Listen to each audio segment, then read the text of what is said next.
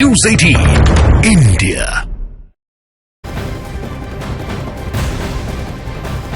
और इस वक्त की बड़ी खबर, तेजस्वी यादव ने आरजेडी विधायकों की बैठक बुलाई है। दरअसल बैठकों का ये दौर जारी है। आरजेडी कोटे से जो मंत्री है वो भी इस बैठक का हिस्सा यहां पर बनेंगे। देखिए, मौजूदा सियासी विधानसभा का गणित सीधे सीधे ये कहता है कि आरजेडी के पास जिस तरह से 79 यानी 79 सीट्स यहां पर विधायकों के जरिए सत्ता में है, सियासी तौर पर 122 जो है वो जादुई आंकड़ा है। और अगर परिस्थिति ऐसी वाकई बनती है तो अभी मजबूती के साथ यहां पर उन्हें एकजुटता दिखानी होगी, ताकि जो टूटन जिसकी उम्मीद की भी जा रही थी मतभेद और मनभेद को लेकर, वो यहां पर ना आ पाए। आंकड़ा बहुत महत्वपूर्ण होता है अगर आपको अपनी सरकार बचाकर रखनी है। जैसा सबीना ने आपको बताया, 79 जो सबसे बड़ा आंकड़ा था इस पूरे नतीजे के बाद जो आरजेडी के पास था, लेकिन बहुमत बनाने के लिए नहीं था। इसीलिए आरजेडी ने जेडीयू से हाथ मिला लिया, नीतीश जी के साथ चल दिया। लेकिन नीतीश जी अभी कहते हैं ना कि नैया डामाडोल होती दिखाई दे रही है। अब आरजेडी ये तय करने की कोशिश कर रही है कि अगर नीतीश जाते हैं तो क्या कर सकते हैं, क्योंकि इधर 2 कम पड़ रहे हैं, उधर जो है अभी भी कम है। अगर जेडीयू भी पलट गई, जेडीयू भी बिखर गई, तो 5 से 6 ही विधायक एक्स्ट्रा हैं बस जेडीयू के पास, अगर वो बीजेपी के पास जाती है। इसीलिए कहीं ना कहीं लालू यादव के साथ मिलकर उनके बेटे तेजस्वी यादव ये बैठक कर रहे हैं। राबड़ी देवी के घर पर यह बैठक हो रही है कि आखिर सत्ता बचाई कैसे जाए। क्योंकि हम की तरफ से जब हमने संतोष मान जी से बात की तो उन्होंने तो कह दिया, देखिए विचारधारा महत्वपूर्ण होती है और हम जो है बीजेपी के साथ ही रहेंगे। और चंद्रमोहन हमारे सहयोगी हमारे साथ बने हुए हैं। चंद्रमोहन, साल 2020 को कोई भूल नहीं सकता जब नीतीश कुमार ने बीजेपी के साथ यहाँ पर सत्ता में वो काबिज हुए, लेकिन 2 साल में वो टूटन सामने आ गई, मतभेद मनभेद में तब्दील हो गए। अभी फिलहाल क्या कुछ सियासी घटनाक्रम किस कदर और किस तरह बढ़ता हुआ दिखाई देता है?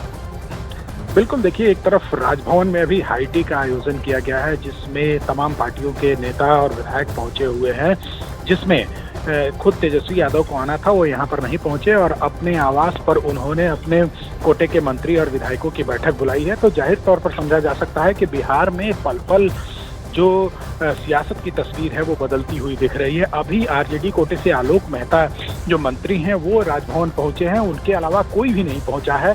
तो साफ तौर पर समझा जा सकता है कि कहीं ना कहीं आरजेडी अब यह दिखाने और जताने की जरूर कोशिश कर रही है कि वो भी सरकार को कैसे बचाया जाए, इसको लेकर वो कवायद शुरू कर दी हैं और अपने तमाम विधायकों और मंत्रियों के भी अपने आवास पर बैठक बुलाई है। और ये भी कोशिश की जाएगी तेजस्वी यादव की तरफ से कि अगर नीतीश कुमार उनको छोड़कर और एनडीए के साथ जाते हैं तो वो कैसे सत्ता में आए, इसकी भी तैयारी लालू यादव ने खुद कमान संभाल रखी है और तमाम जो विधायक हैं उन लोगों से बात कर रहे हैं। और अभी जो जानकारी मिली है उसके मुताबिक जीतन राम मांझी को इन्होंने उनके बेटे को डिप्टी सीएम बनाने का ऑफर दिया है। तो साफ तौर पर समझा जाता है की बातें आ रही है, सारी चीजों पर हमारी निगाह बनी हुई है और उचित समय पर पार्टी अगर कोई आवश्यकता पड़ेगी तो उचित निर्णय लेगी। तो नीतीश कुमार को कंधा पर ढोने के लिए तैयार है, कब तक हो जाएगा?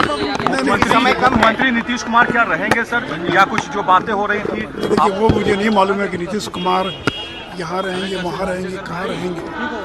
लेकिन मैंने आज दिल्ली में भी कहा था कि राजनीति में कोई दरवाजा परमानेंट बंद नहीं होता, आवश्यकता के अनुसार दरवाजा खुलता रहता है, बंद होता रहता है।